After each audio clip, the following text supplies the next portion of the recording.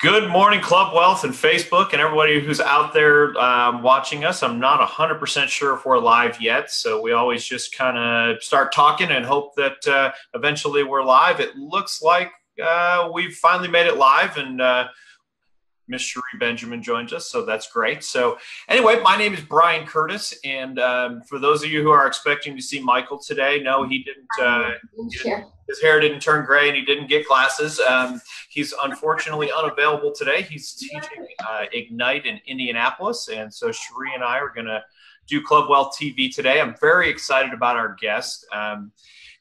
Right now in our industry, one of the absolute things that we seem to talk about, it feels like we talk about it every single day, and it becomes a bigger and bigger and bigger focus, is recruiting. So, everyone's trying to come up with the perfect way, for the perfect method, the different things. After today, I'm not saying that we'll have a perfect way, but we'll have another great tool in your toolbox. And, if you have questions, please post them, because our guest, Jay Niblick, is the co-founder of WiseHire. And I'm sure some of you on the call this morning have used WiseHire. It's an amazing product, gives you an opportunity to, it's just lead generation for recruiting. And I'll let Jay go into it a little bit more, but a little bit about him. He's actually the founder and CEO of a company called Intermetrics consulting firm with offices in 52 countries in the world. So this isn't a guy who just started a Facebook group and tried to do that. He's got a lot of background behind him. And honestly, this may be the #1 Club Wealth thing that you need to watch this year. So without any further ado, I'm going to introduce my co-host, Cherie Benjamin. And Cherie, I'll let you introduce yourself, and then we're going to start grilling Jim. So. All right. So as most of you already know, Cherie Benjamin, I live in Las Vegas. Main team is in Atlanta, Georgia. We should do a ton of deals this year. I'm so excited to have Jay on because as most of you know, with Club Wealth being #1 when it comes down to the coaching in the team space, which Michael doesn't like to say it, but I will say it because I am very proud to be a part of that. Recruiting is something that we all have to do. We all have to do it. We all have to have it. We discuss it time in and time again. It's like at the top of our list when it comes down to coaching. So I am super stoked to have Jay on. I'm hoping we get a ton of tips when it comes down to WiseHire and how it can help us in our business and grow our business, not just for agents, but also our admin staff and so much more. So Jay, welcome. Thanks for being here. Oh gosh, thank you for having me. I appreciate you guys. Love partnering with you guys. Club Wealth is awesome. Okay. Awesome. So let me just kind of get started, Jim or Jay. For some reason, it says Jim in my thing here. That's not who you are, Jay. I apologize. Anyway, let's get started. So, our #1 question I hear all the time is, when should I start?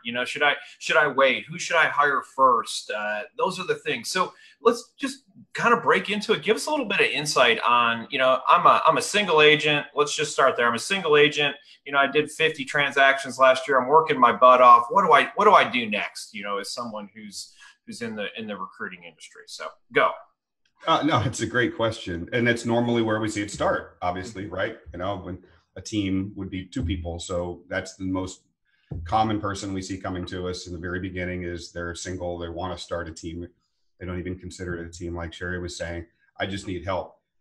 The role we've seen to kind of work out the best is with it, whatever the role is. Normally an administrative ops kind of support person is the first place to go for that sole agent. But the metric that you want to use is when I can't handle all the business because I'm doing other things. So that may mean if you're the CEO of your business, should you be doing this $20 an hour job? If you're $500 an hour when you're out selling, based on your personality, is this the right thing for you to do? And we talk a lot about personality at WiseHire, where the DISC and the values index that so many of you use.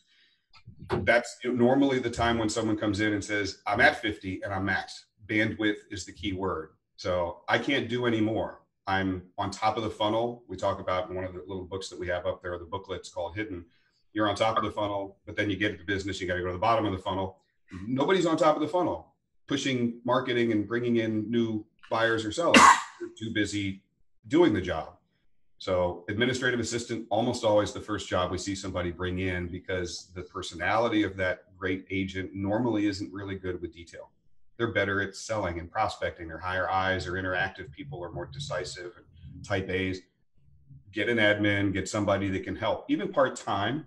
But by 50, you definitely, I can't imagine doing much more than that without I don't know how you get to 50 without somebody in the back office who's not just able to do that, has the time to do it, but their personality is better suited for it. And you're going to kick yourself that you didn't do it earlier, because you'll watch this new person. We like to say that find someone that loves to do what you loathe to do. Yeah. And you're going to be like, that report used to take me 4 hours to do. How did you must have messed it up because you're done in 30 minutes. And they're like, nah, easy, piece of cake. Data entry, no problem. See, and that's one thing I think that agents don't pay attention to. So that first hire really helps your quality of life. Yes. So to do those 50 plus transactions, which most agents that we talk to, you say, how many transactions do you want to do? And they say, well, I'd love to do 100. Ha ha. And then we'll say, okay, so are you doing that? Do you have an admin? Do you have a team? Tell me what your setup is. Nope, it's just me. And you want to do 100. Okay. Do you have a family? May not when you're done. Would you like to keep it? Yeah. So that's normally the next question that's there, because you're doing all of the stuff that you don't like to do. That's why you're in sales. We don't love the paperwork. We don't love all of the other stuff, is what I just call it. I just call it the stuff, because it's time consuming. It keeps me from focusing on all of my dollar producing things that I need to do, is the other stuff. So you are so correct that having that staff there, that first hire of that staff there, does alleviate a lot. It alleviates a lot. And that same rubric carries through. Now I've got an administrative assistant. When's my next hire? When your bandwidth is again maxed out. When you find yourself saying, I have a listing and I have a buying, I've got 2 sides in my hands and I just lost the buying side. I didn't have time for it. Or you're forcing yourself to make the choice. I can only get one. You know, the Confucius' old saying, he who chases 2 rabbits catches none. You try to get both. I'll get the listing and the buyer, and they both get dissatisfied. They don't get optimal service. So when you find yourself that you freed up the bandwidth, now you're full with only sales activity, maybe time to consider bringing on a buyer agent. When you say, I can't do both, I've got enough business where I'll bring on somebody. So the bandwidth rule always applies. When you and that buyer agent are maxed out and the admin's maxed out, maybe a second buyer agent. Admins can probably handle conservatively 50 to 75 transactions a year. You and 3 buyers agents are bringing in 150. You probably need to have a second admin, you know? So it's all about, what's my bandwidth? Am I in my sweet spot doing what I should be doing from 2 perspectives? As the sales lead, you know, is this stuff that a $12 or $20 an hour person can do? Because that's just simple business sense. I'm $500 and $300 an hour. Why am I doing it? And 2, should I be the best to do it? Because quality wise, it's not going to do well. My mental health's going to go crazy and my family's not going to talk to me. Well, each time that you're talking about, it's a different level up type of thing. So we have an admin, they should take us to the next level. And then we get up, we have too much that's going on with the buyers. Now we have a buyer's agent, us plus that buyer's agent. Then we need another one, because we're having too much business coming through. And the one thing that you don't want to do is you don't want to compromise on your client's experience, not just the client's service, but your client's experience is what brings you in more referrals. So all of this kind of fits all together. So talk to me about how Wise Hire helps that. So, you know, is it just something that I'm looking for an admin, I go to Wise Hire, is it just a couple of points and clicks and I can proceed on? Talk to me about the process. Yeah, absolutely. So Wise Hire's 3 core value propositions are going to be: 1, starting with a great job description. And that seems easier than it's said, but job descriptions like marketing copy, and today's job descriptions aren't the same. So we have an internal team of editors that understand SEO. You know, it's just like search engine optimization on anything else. We want the keywords that resonate and get on the top of the search findings for all the candidates out there. Second one, we talk about like the 3 Qs. So the quality of the job description. Second one is quantity of applicants. We're going to post the job to the top 60 job boards for you. This is all automated. I mean, we'll do it in our teams and hiring coaches inside monitor all this stuff. It's not just the job boards. We'll take care of the top 60, but the passive candidates and the active candidates, the active ones are on job boards. The passive ones, we'll give you buttons for your social media. So Facebook, Twitter, LinkedIn, it'll allow that to go out to your feed. And we even create a careers page for your website because, and I'm not selling WiseHire, I can do that by doing this. The key is we want to make sure that we get both populations. You know, maybe they're making a couple sides. Maybe they haven't gone to Indeed or ZipRecruiter and posted a profile yet. So your social media and your career site on your website are crucial because if they're in the market, they're there. They're probably looking for you. They already know your site and they're visiting it.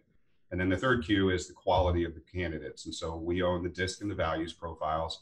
We compare every applicant against a benchmark based on studying thousands of performers in every one of these roles. So we rank order them for you from excellent fit to poor. The key is we want to get the most applicants in the door for you and rank order them instead of a big, I always said, dump a bowl of M&Ms on the table and go, good luck. You know, they're in there somewhere. You want to put them in a straight line. So, because you've got 5 minutes, you got 8 extra minutes, you know, you need to go in and be able to hit the most likely candidates that are predicted to perform best right from the beginning. And you want to get them first before they go off and find something else, by the way. Just like a hot lead on a house. You don't want to call them 12 minutes later or 2 hours later. So when you talk about job description, is this something that I need to already have typed up and figured out prior to posting my job with you? Or is this a service that you all help with? The latter. We have templates that are already in there that the editors have already written, the SEO folks have looked at and said, is this the key title? Example, a lot of people will say, I'm looking for a buyer's agent. 10x the increase in fines when they put real estate sales agent. So we've got templates that already have learned all these things. They're in there. They're editable. So you can click one button, boop, there it is. And you can go ahead and change it however you want or choose from a library of other options. But yeah, most salespeople, like you said, talking about salespeople, Sherry, not great at creative writing either. You know, they just want to say, I like that one, use it, let's go. Well, I mean, but that's huge, Jay. So because I talk to so many people when we talk about recruiting and we talk about placing an ad, that's where they stop at. What ad do I place? Where do I place? How much is this going to cost me? What about all of these applicants that are coming through? So if I'm hearing you correctly, and I want to make sure I'm hearing you correctly because this is huge, and there's a lot of people who don't know that this is how WiseHire works. So if I'm hearing you correctly, I can go and I'm looking for a buyer's agent. I can go to WiseHire. I can type in that I'm looking for a buyer's agent. You're going to give me job descriptions to choose from that I can change, and I can just do little tweaks to it. So I don't have to think of the entire thing all by myself. Correct. And don't worry that if you screw it up, a lot of people say, I don't want to edit it. What if I break it? Everything goes, no matter what it is, everything goes through another editorial process before they ship it out to the job boards, and they'll look at it and go, you changed the title back to buyer agent. That's probably not going to work. And then from there, you will then WiseHire then sends it out to get the different applicants. And you're not just doing an Indeed, you're doing social media for people who haven't quite gotten there yet. So you're getting in front of them before they go onto a job hiring application site to raise their hand saying, I'm looking. Everywhere but Craigslist. ZipRecruiter, Indeed, Monster, Glassdoor, Simply Hired, you name it, plus your social media, plus your website. And about 40% of the applicants that see a job online check your website out first. So, you know, something that we'll talk about here, I would assume, is you have to be thinking like a marketer. And so it starts right here. You can't put crappy copy up on your website and say, we sell houses, we're good, use us. But people don't. When they go to jobs, they're like, they think of some old government contract that they saw where the words are per letter and they truncate it, or they think of Craigslist. And no offense to Craigslist, it's not a job board. If I want to use beer fridge for my garage, Craigslist is the place I go. If I want a really top talent salesperson or administrative assistant who is going to be a godsend to me, I'm not finding it on Craigslist. So we have a link that if somebody still wants to use Craigslist, there is a link that's unique to that job. You can use that to post anywhere you want as well, or invite somebody. But other than that, we're going to cover everything where somebody should be.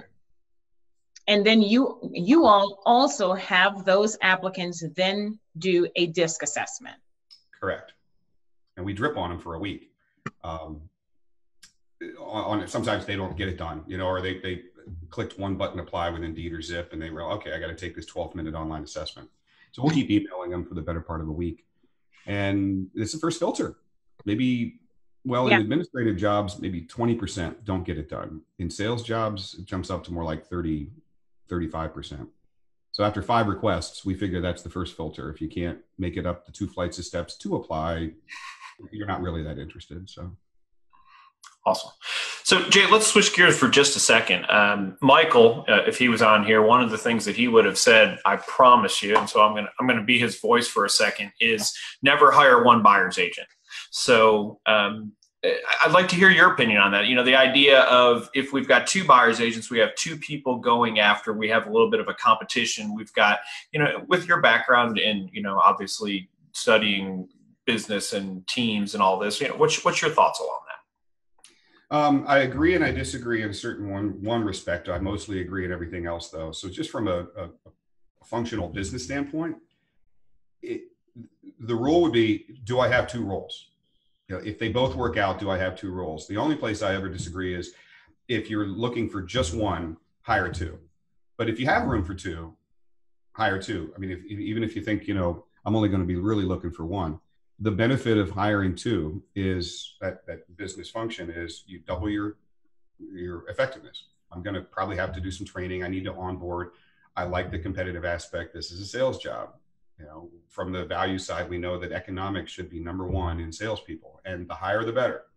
And we weigh it more than anything else. So that brings with it, and the D, that brings with it competitiveness. So I love that. It just makes more sense. 90% of new agents fail to survive the first 2 years. When hired accurately, that drops down to more like a 33% turnover. So about a third don't make it. So it makes sense to hire 2 or more, maybe even 3, because you're still not going to get it right every time. And you're still going to have attrition. And in some cases, attrition's good. Yes, absolutely. Sometimes the best thing can happen is someone leaves us, right? So it doesn't always feel good. Sometimes it's like, oh my gosh, but at the end of the day, sometimes it really improves your culture. There's so many different things that happen. Sometimes we have to just let somebody go, or sometimes, thank God, they leave on their own. So, all right, it happens. I mean, it's true, and that doesn't mean they're bad people. That just means that maybe they're not the best people for us, right? It doesn't always mean that someone who leaves your absolutely. And oftentimes you can't tell that. Nothing you can do is going to be 100%. And there's that last piece. I'm a huge fan of the 90-day probationary period. You just never quite know. And it prevents there's a problem where we used to say that the biggest problem is they quit but forgot to tell us. Yes. They're just there. They're not really doing a whole lot. So. Yeah, taking up leads, taking up space, taking up energy for sure. So let's talk about that. So if I get in front of somebody, let's talk about what are the things that you want. Let's assume that your program or whatever program we've got works, and all of a sudden I'm sitting in front of somebody. What's the next step? What are the questions that we ask? What are the things that we look for? What's the process? What's the way to, if I've got 100 people, that I get it down to that 10, 15 people that I want to hire versus hiring 100 and then I got to fire 90 of them. Right. We talk about stacking filters. That first filter, if you didn't even take, after 5 requests, you couldn't complete the assessment. Boom. Second filter, where everybody's ranked excellent, very good, average, poor. Start in the excellent, very good range, the top 50% at least, probably more like the top 70, 75%. From there, look at the resume. So, do they have a license? Have they practiced, for 2 years, 3 years? So those filtering questions can be another filter. I want someone with a license with 5 sides. Boom. So immediately you're taking this stack down, down, down. Every filter, like filtering gold, starts them to strip away certain people. We're a big fan of a phone screen. This is a sales job. In admin, I think this works as well because did they show up on time? How do they present themselves? Admins in these roles aren't isolated in a dark office somewhere in a corner. They're interacting with customers all the time. So you can have a 10-minute phone screen with somebody and very effectively get through a large group of people and take that down to a smaller group. And again, I'm kind of harsh. If I ask you for an appointment to have a 10, 15-minute phone interview for a job you applied for and you don't reply or you're late, that's an X. It's a filter. You didn't make it through. So by the time you get live looking at somebody face to face, you shouldn't have that many left anyway. Resumes outside of factual information really don't mean much. There's no predictive validity as far as success goes to a resume. More so in this case, I think, because it's not like an engineer or a physician or, the resume has all that really important stuff in it that you have to have. People in this walk come from all over the place. But we'll give you an interview guide, which has very specifically written, personalized questions from their DISC and values to help guide you through that as well. And you want to ask those kind of behavioral questions about strengths and weaknesses that you bring to this job, and how are you going to employ these strengths, and how are you going to make sure that these things that you're not great at, for example, we already talked about, you're not necessarily the most detail-oriented, organized, accurate person. How do you make sure that's not going to kill you or us when you come on as a buyer agent? There's a lot of stuff you have to do. Those kind of specific questions. Unfortunately, I think the biggest mistake we see is people look at the resume and they go, this is the end all be all. But it's a sales brochure written by Ford Motor Company trying to talk against Chevy and sell you on Ford. They wrote the resume, We all look great on paper, right? Yeah, they put references in, sure, right. Person to put the reference of the neighbor they hate or the boss that last fired them. They don't do that. It's written by them and their salespeople. There's another old saying, sometimes the last thing a bad salesperson sold was themselves. So, absolutely. Don't look at the resume that much. Look at the interview and the personality and those kind of things. So one of the biggest problems that we have in our industry is we hire people and they seem like they're going to be rock stars. They're excited. They can, you and I were having a conversation like, wow, if this guy talks like this with my clients, our mutual clients, then we'll do great. But then there's this thing, and this thing weighs about 10,000 pounds to the majority of the people that I ever talk to. And this is one hurdle that I would love to figure out how to overcome, and maybe you can kind of give us some insight on it today. So, if I'm sitting with you and I say, Jay, one of the things that we do is we are a prospecting based business. I wish that I just had, 50 buyers for you to go show houses to, but that's not realistic. We buy leads, the leads come in and we distribute those leads. You call those leads, you set appointments and go show property and basically wash, rinse, repeat. So my expectation is that you're going to call 50 people a day. The majority of the people that I hire go, no problem. And then the majority of the people that I hire don't necessarily want to do that. So, there's a question I'm missing or an opportunity I'm missing or something. And I feel like probably the majority of our audience goes, I knew this guy was going to get on the phone and kill it. And then, he sends 3 text messages and goes, I don't know why I don't have any showings. What's your suggestion? Yeah, exactly. Or they tap their sphere of influence and then they kind of waiting. Yeah. There are sales roles that if you think about a car salesman or a furniture salesman, people will say, ooh, they were in sales. I love them. Think it through. What's that person doing until you walk in the door? They're standing there. You pull over the car lot, they're standing there. The guys are outside smoking and drinking coffee, just waiting, going. Lot lizards. Or lot lizards. Lot lizards. Oh my! What they're called. No. And I'm not talking disparagingly against them. I mean, I know a few, and that's great. But until you open the front door and walk in and say, "Hey, I need a couch," they're not prospecting. Yep. So the greatest key, and I'm biased because the DISC and the values that we own, that's the greatest predictive measure. So what somebody says in a 30-minute interview or an hour or 2 hours of combined interviewing, if you're doing team interviews with others, which is great and advisable, get other people to interview them as well, because they'll look at it. Sherry will look at it very differently than you do. But the profile, I sit there all the time, and probably every day I have a conversation. Already did this morning. And someone says, well, they look great on paper. They talked great. We love them. So there is no way in hell that person is going to pick up the phone and dial 100 FSBOs. They're not going to, and if they do it the first day, they're not going to do it the second day. They're not going to hunt and prospect. Woody Allen's John Wayne was interviewed and hired on Friday, and Woody Allen showed up on Monday, kind of thing.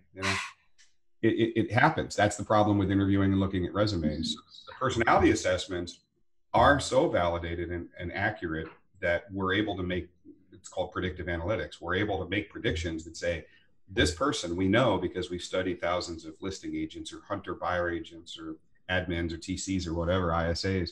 We know these are the correlations. And if they don't have these characteristics and traits, they're not going to handle call reluctance well. They're going to take all calls personally. 70%, this is anecdotal, but gosh, we may have 1 million applicants out there in the US from an agent side. And I would say 70% look more like a buyer, like a showing agent. This explains why 9 out of 10 of them fail. Right. IS, really social, very personable, nice with a high influencing, gregarious, extroverted, talkative style, but lower D. And some of them even have a higher C, but they're very active, attentive to detail. They're fine with the paperwork, but they're sitting in the front door, ready to sell you a couch. But unless you walk in and open it up, they just sit there and wait. So what's the personality that I'm looking for, I guess? Because I heard you say D, it's interesting because we don't necessarily think of buyer's agents. I think traditionally we think of buyer's agents as ISs, is traditionally. So what are you saying that? We actually found 2 trends. We were talking to these people about who are your best buyer agents, and they're like, oh, this, or that. And I'm like, this just doesn't make any sense. How is this high SC or SI and S then I dominating your buyer agent? Well, we found it's the 2 different contexts. If the office has an ISA, the SI can become their best buyer agent. Sure. But the ISA is out on the street, stopping cars, dragging people out of their car, bringing them to the front door and saying, go buy a couch. And then the person kicks in and takes over. They some people call them schedulers. They're prospecting, they're following up with these leads, and they're getting somebody on your calendar at 2:30 on Wednesday. You're not doing much selling. You're servicing. It's a consultative sale. Mm-hmm. Other offices were like, no, these are our best buyer agents. And we saw I, S, and D came up. So D still not like 90, like a listing agent. Listing agents are like 90 and 90, monster D, monster I, low S, low C. The buyer agents that are hunters, there's no ISA. Like you said there in your shop at Club Wealth, we'll give you some leads, but you really have to go get them. And we're expecting you to get the majority of them yourself, not just handed to you. That's still around a 60 to 65 D, not a 90, but even as high as a 70. And the S comes down a little bit, but the S still stays above the line, because if you take that listing agent, they play HGTV with the buyers. They're like, I'm going to show you 3 houses and you got to pick one, because there's no way in hell I'm showing you 30. So no way.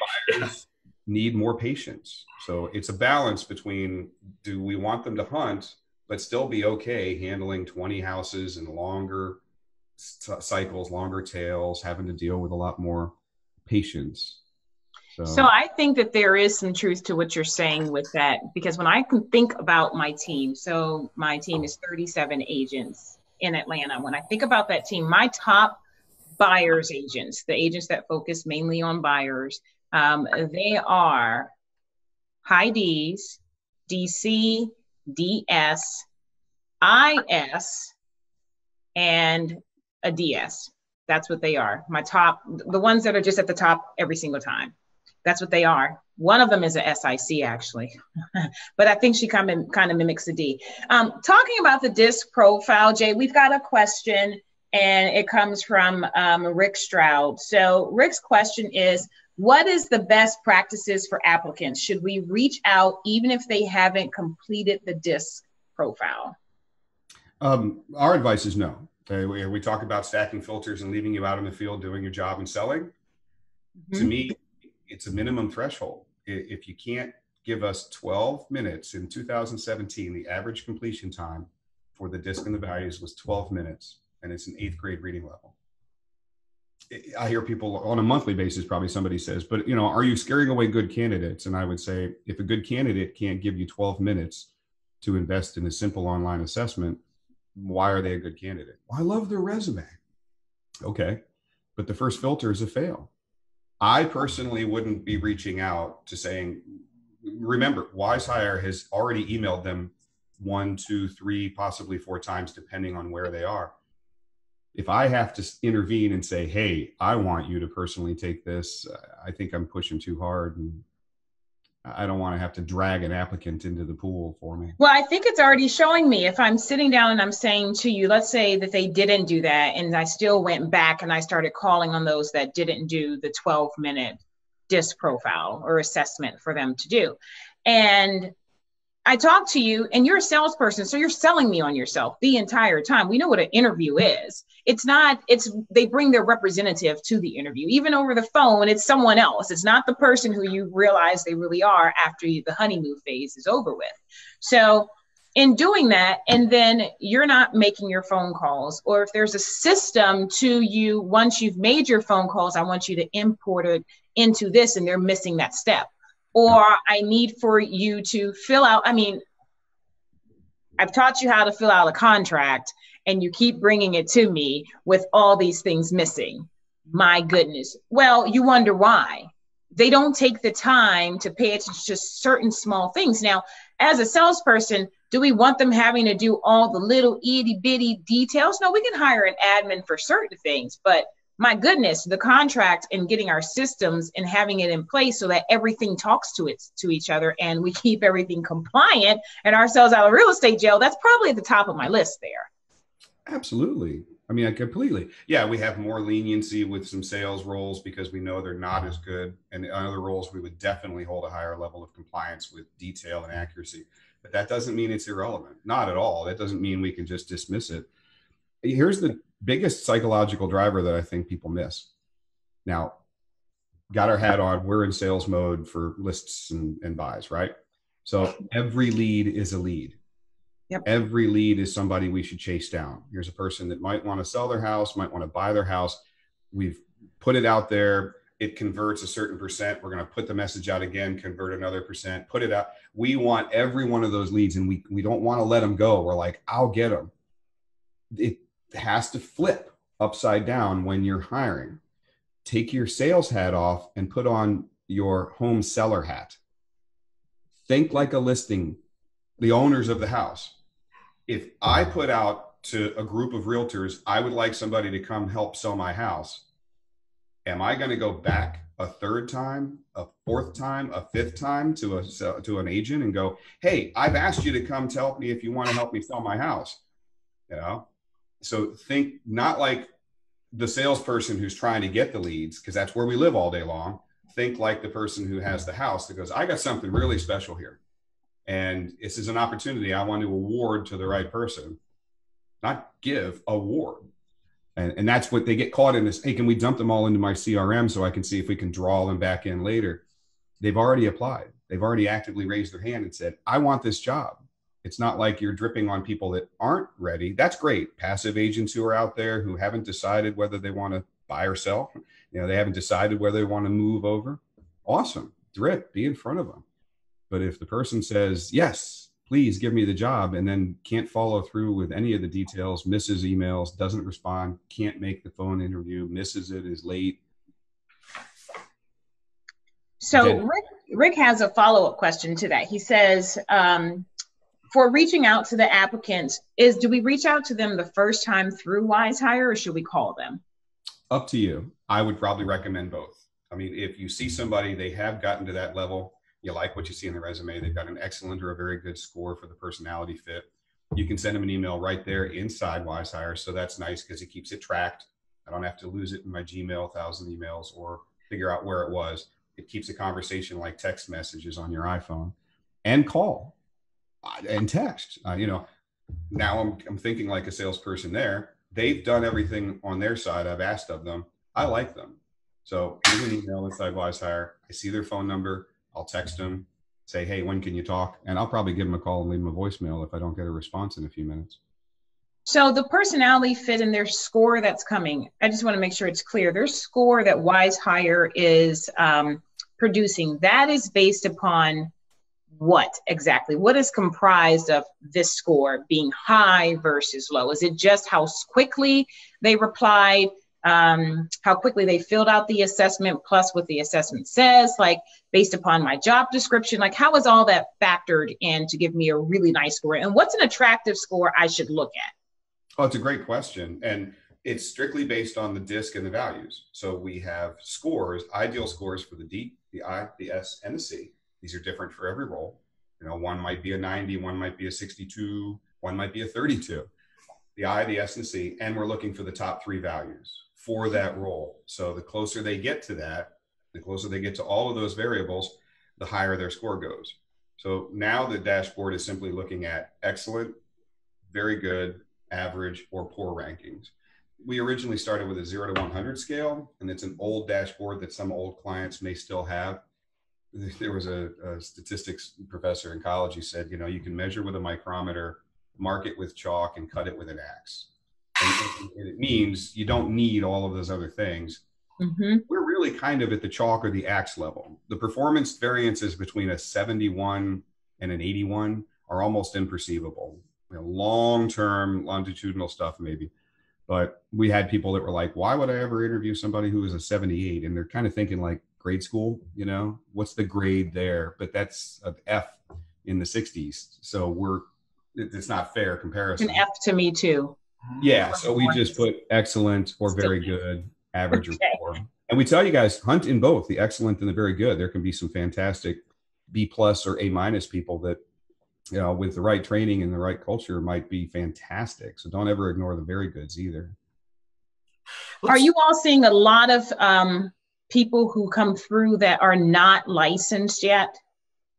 Is that majority of what comes through, those that are not licensed? So it might be a longer curation period before that person gets there?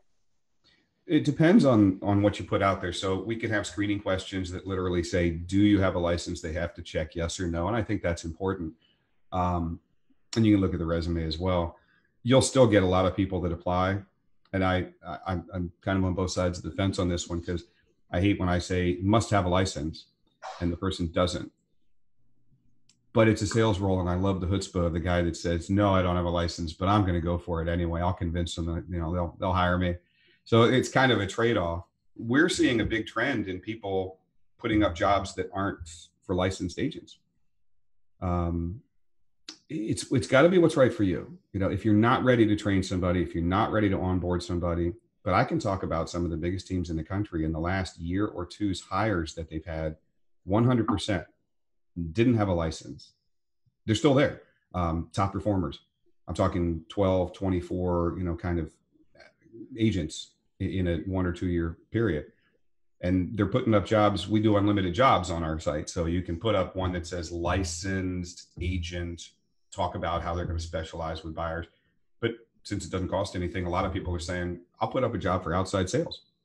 You know, they have to get their license as part of it. But boy, the numbers pop up. On average, only about 6% of licensed agents change brokerages in a given year. Yeah, we have seen that. So what you're saying, I've seen that. I've seen some clients that are starting off with this OSA, ISA style position. And these people who are prospective agents, or, you know, they should become agents, they've got 90 days. So they're in this position for 90 days. It's kind of like the starter position. Well, that also helps with the rest of the team. Certain states won't allow it because certain states require that your OSA have a license. So if anybody's listening to this, please check with your state first before you go and do that. But we've seen some clients with some great success with having that being their starter role. And then they move to a showing agent. They don't go straight to agent.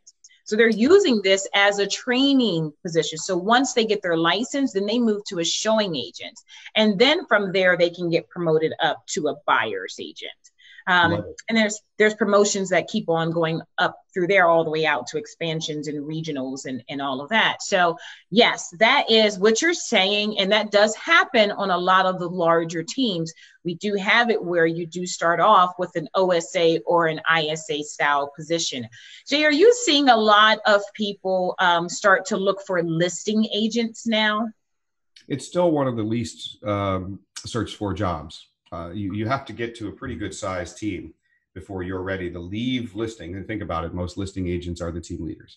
Yeah. And what we were talking about, Brian, earlier, I now don't have time for lists and buyers. So I'm going to find buyers agents and I'll stick with the listing side because they're more profitable and juicier. And I get to go up on job or boards with it. It gives me a reason.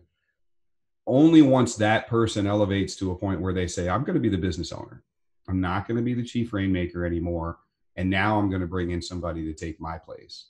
So you need to get a good enough size team, something like where you are, Sherry, where you say, I'm going to be the CEO. I'm not going to be the doer anymore. But so that's why it's rare, because most people don't think of it like starting a business. And I'm going to go out and actually intend to find a listing agent. I've seen it, but really rarely, where they say right from the beginning, I'm going to find a listing agent and a couple of buyer agents, and I'm just going to manage it. Yeah, it is. It's a mindset thing that I think clicks in people's head once they get to a certain point, that they realize that, yes, this is a business and I'm a business owner, and I have other families that I need to provide for. So I need to grow this business and not deal with the buyers and sellers that are every day for that. How can I make this business larger, which then benefits the agents and all of our staff even more? It brings them more income, brings them easier. It gets their, the fastest path to cash for them when you switch your hat and you say business owner. But yes, that is the time when you're looking at listing agents, and not same kind of scenario there. It's not really one listing agent that you're searching for. You're really kind of searching for two at first, in case that one of them falls off, because it's the same thing. Everyone thinks listing agents are cool. They think that it's easy for listing agents because you don't have to go back and forth in and out of houses. And they don't realize listings require a certain skill set. And we all know that different skill sets takes 10,000 hours to master it. So it is a long time to get someone to be a top-notch listing agent. They can half it for a while, but at some point you're going to land against that one client that makes you feel like, uh-oh, I need to go check my drawers. So yes. And it's what's right for you. You've got the solopreneur who wants to back to Brian's first story about, I just want my 50. That's great. That person owns a job. They don't own a company, they own a job. That's great. They're a solopreneur. Perfect. And a lot of people will want to stay there. Some want to, they want to mature to the point where they're not working in it all day, but they're evolved to where they're truly not even working in it. They're working on it. And that's the other end of the spectrum. They're the CEO. They've got listing agents and sales managers and trainers and recruiters and ISAs. And somewhere somebody says, you know what, 5, 6, 7 person team, this is exactly where I want to be. So not everybody has to make it to the pinnacle of the mountain. Some people want to be here. Some people want to be down here. Whatever's right for you. Let's talk some ratios for a second. So, as a real estate coach, one of the things, I'll coach somebody who has a team of, say, 10 agents. And, it's significantly easier, in my opinion, and maybe I'm wrong about that. Maybe we're going about it differently, to hire a non-licensed agent, because they're excited, they're motivated. They don't have those ties. Like you said, 6% of people move each year, which is a surprisingly small number. I don't know that I knew that number, but with only 6% of the people moving in a year, if you've got 5,000 people in a board, then that's only 300 agents that are moving in an entire year. So that's a pretty big statement that's going on there. So obviously there's a need for that influx of other blood if you had it, but do you have a feel for like, hey, 2 to 1, 3 to 1, 4 to 1? I've been telling people 4 to 1, because ultimately we're all really busy. And if I went the other way, if I brought on 4 new agents and then 1 experienced agent, I teach them everything. And, if I got an experienced agent, I'm going to go over, make sure they're writing contracts the way I want, make sure they're going through the process the way I want, but they know how to fill out the flipping form.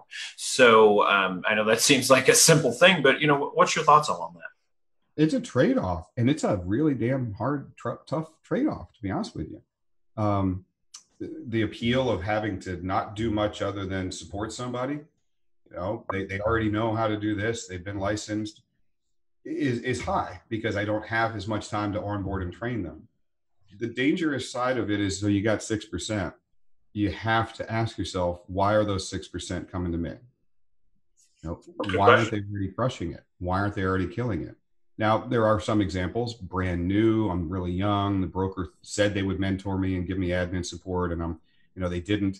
So, okay, then you've got a really young person that's just started, and I mean, not age-wise, but experience-wise young. Sure. The benefit of bringing somebody on new, and I would tend to probably fall on the side of the outside sales, is I want to find somebody who's providing for their family and supporting themselves right now in outside sales. That's what they do. 70% of the agents we've profiled have the personality of a showing agent. They're much more about, I'm glad to show you 30 houses, Mr. and Mrs. Jones, and let's talk about this over petit fours and how beautiful this could be and designs. They love that consultative sale. Give me a hunter that's out there selling whatever right now. And the real estate is just the next features, functions, and benefits, the next product in their tool bag. They can learn to sell. And to Sherry's point, that's why I love that model. Bring them on, put them in an ISA role, if you can, legally. I agree with you, Sherry. Jay didn't say to go break the laws of whatever state you're in, caveat, but bring them on and you got 90 days. I'm going to mentor you. ISAs usually get a base salary. So they're fishing while they're learning. They're making calls. They're helping the team. They're bringing in revenue. They're learning the inside. They're making a little salary. They've got an opportunity. The beautiful part is if they don't follow through in those 90 days, they're not going to take agent leads. They're not going to take over spots that are really valuable. So there's the biggest filtering process ever is that 90 days, start out as an ISA, learn this, get your license, and show me that you've got the grit to actually do it. I think I'm much more a fan of bringing in outside sales professionals. Okay. The question isn't what's the split? What's the split? That's usually the first question out of a lot of agents' mouths. Right. Well, and I would also say it's different for a team than a brokerage. So at a brokerage, you're looking at, you're going to go do it yourself. I'll give you mentorship. I'll provide you support. But what I'm not giving you is people to call. So, and ultimately you don't work for the team. You work for yourself at our brokerage, where the team, we all kind of work together for a common goal, and I can set expectations on you because in turn, I'm giving you something for those expectations. I'm saying, look, here's our CRM, here's our system, here's open house signs, here's, leads, which is honestly the thing that I would say probably 90% of the people come to a team for. It's not why they stay, but 90% of the people come because, I needed a lead, because basically I tried this on my own, and for all practical purposes, watching Wheel of Fortune at Tuesday at noon makes me unemployed, even though technically I'm a realtor and my license is on the wall. Unless I've got somebody to talk to, as I've always looked at this is, from the agent perspective, unless I'm talking to somebody showing property or working on a contract, I'm unemployed. So, in this industry, it's pretty easy to be unemployed if you don't have a big sphere, if you don't have those type of things. So that's why teams, I think, have really become a popular thing, because I can go into a market, know 10 people in the entire, market, and then get on a team and still work and have opportunities. So. To that, Brian, I think that one thing that we do hear a lot of, and I have someone who does my recruiting for me, but one thing that she hears a lot of is, even prior to, is what's the split? What's the split? And then one of the funny things I always say to her is, what were they doing? What have they done in the last 12 months? They've done how many deals? They've done 3 deals in the last 12 months. Okay. So one of the things that we started doing is that we start talking about what's our value proposition outside of just the leads. What else do we do to help take things off of your plate? And what else are we paying for? Because what people fail to realize is that there's a ton of stuff that the CEO or team leader takes care of prior to you even coming onto that team, or they take off of your plate. And some of the things you didn't even know that you should be doing that you're not doing at that time. So I love it when we get I actually really like it when I get the what's the split question. Because we look at kind of what they've been doing right now. And I can tell you, out of the people, my top producer on my team, what she was doing, I think she did like 3 deals prior to her coming on in 12 months prior to her being on our team. And so far this year, she's already done 60. So I don't think that the what's the split is what comes up in her head. It's the everything else that's come along with being on this team, how I can just hand it off. I just go get another one and I hand it off. You know, it's that quality of life that comes. Quality of life is not just that I've spent 14 hours. It's also, I don't have to babysit this transaction. It's also that, hey, I want to go to the parent teacher conference and I want to be there and I want to be the room parent and I want to go on date nights with my husband and be awake and alert and present in the moment and not have to worry about my phone ringing off the hook. You know, there's an old story that could probably be covered later about the be awake and present part. Yeah, that sounds like history. Look, make no bones about it. If you want to start a team, here's the number one piece of advice I give you before you take the first daggone step. Teams are not mini brokerages. Brokerages and teams are so completely different in the world that people just don't realize it. Oh, I got a team. I'm just going to make like a mini brokerage. They're completely opposite business models. A brokerage is worried about getting as many people underneath them as possible. They want to make sure that they've got a license and there's a bare minimum threshold there. And it's mitigating my risk by not investing too much in you and no sweat off my back if 9 out of 10 of you fail. I got 2 of your cousins and your grandmother that sell a house. You're done. That's all you had in your sphere. Okay, great. And I'm not being mean. I co-own a brokerage. I'm just saying it's a different business model. That's not a business model we see anywhere else in the flipping world. A real company has divisions. A real company has a salesperson and a support person and a specialist and, you know, customer support and administrative assistance and management and trade. Teams are establishing a real company. You're caring about who you hire. You're looking much more deeply at them. That's why they have about a 30% turnover instead of 90, you know, and everybody's in a little area where they have the greatest talents and they're specializing in what they do best. And the team so outperforms anything else because it's being run like a real company. And I think that's one of the things that's really, I think that people have missed. I think you really hit that on the head is a numbers game. So let me talk about another number game for teams. So I own a brokerage and I have a team. So I kind of work just like you're talking about from both sides. So the brokerage, give me 150 agents. I'll just take every single one of them. You know, as long as there's no ethical concerns that I have with that, you know, background's clear. Yeah. You know, as long as they, you know, good human beings, and obviously you'll miss some, but nonetheless, as long as we're not concerned about ethics or anything along those lines, I'll take every single one of those people. Each one of them is worth approximately $5,000 a year to me. That's how I do the math and that's how it works out.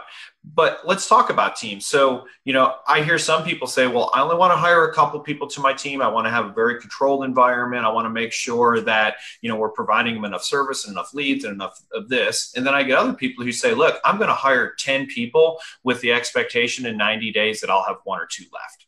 Where do you fall on that as someone who's, you know, a professional hirer? Where do you fall on that?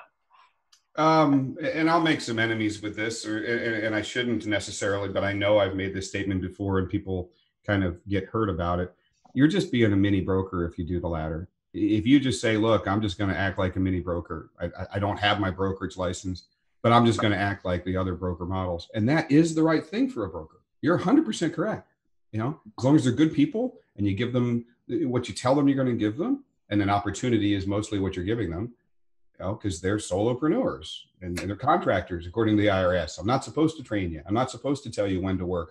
You're supposed to have everything you need to do. And you tell me, you know. So if all you do is open a team and every, you know, buddy that walks in the door you hire and you say 9 out of 10 of them are going to fail, that's not the way teams work. That's not a team. It's just a mock brokerage. A team is a business. A team has divisions and specialization, and people actually get to live in their expertise in their zone and do the best thing. They have careful hiring practices, just like a company. Get out of real estate and pretend you're opening a restaurant or you're opening a marketing agency or an accounting firm. You know, everybody's going to have certain roles, and they're not all universal. Otherwise, you're just a mini brokerage, and you're not doing what you should be, in my opinion, on a team, and you're not going to hit the numbers. You're just going to be like a broker. The numbers should be about the same, just smaller. Instead of 150, you got 15. Yeah, you said something that when you said is it a generalist or is it a specialist? A lot of people don't like to think of themselves as specializing in buyers or specializing in listings. And when you really look at it and you think about it, the people who do specialize in one or the others are the ones that make the most amount of money. So if I'm a specialist at this, look at other medicine. Yeah, look at medicine. So a dentist in general practice earns $153,000 a year for general practice, but an oral surgeon will earn $1.2 million. One of them is a generalist. The other one is a specialist. One of them is a jack of all trades. They do kind of a little bit of everything. The other one focuses on what they are good at. And ultimately they understand their lane that they elevate in, that they level up in each time. So that's a big point, because we have a lot of people who say, well, I kind of just want to do both, or I don't want to fit into a box, or I don't want to feel as if I'm being boxed in. So that is a great point that I'm glad that you brought up, because it's huge. And I know that we're right at our time. We are right at our time. We've got to get on a coaching call. But I want to say, just in some of the final thoughts, Jay, I do really appreciate you being on. I know that Wise Hire has been sponsoring this for us for a long time, and we appreciate that. These podcasts bring so much knowledge to so many different agents. You being on today has helped a lot. So there's a ton of things that people need to understand. People just heard Wise Hire. They didn't understand how it all works, how it can benefit your business, how it takes away. And it's actually a leverage tool for you to use. It's a system that creates a lot of leverage, because what we really don't like doing is picking up the phone and making a ton of recruitment calls. So you've got this fantastic system that takes part of that. Still got to make the call, but it takes part of that away, and it takes this big old funnel and it narrows it down to these ones that I should focus on. Stupendous. I know a lot of our people use Wise Hire. Listening to make sure they don't need me. There's a ton that should. I think that's Tara talking, but there's a ton that should if you have not. But I really appreciate you being on there today. We're actually going to get signed up with it too. So thank you so much. You answered a ton of my questions by being on here today. Oh, I love doing it, man. The education stuff's the most fun part, actually, I think. So thank you guys. And I'll say my final thought, Jay, is I don't think we're done. I think that you're going to have to come back. This is a great 1 hour conversation that probably needs to have about 3 more 1 hour conversations. So, and not that and I'm not trying to, your time is obviously very valuable, but we definitely would love to have you back. This is, like I said at the beginning, this is where we're pushing it. So Jay, any final thoughts, and then we'll button up. You start out from the very beginning and where you want to go. Decide right off the bat, do I want to be a mini brokerage, or do I want to really run a business? Because I think if you don't get that first question right, then everything that follows that is going to be a domino that's just missed or off or something like that. Awesome. That's what I hear. I hear begin with the end in mind. So as my tribute to Michael, I did this last time. I just want to say that there is a world-class beast inside of every single one of you waiting to get out. Release that beast. Go and have an amazing day. You are world-class. Thanks, everybody, for tuning in today. That's very good. Yeah, he did a good job. Bye.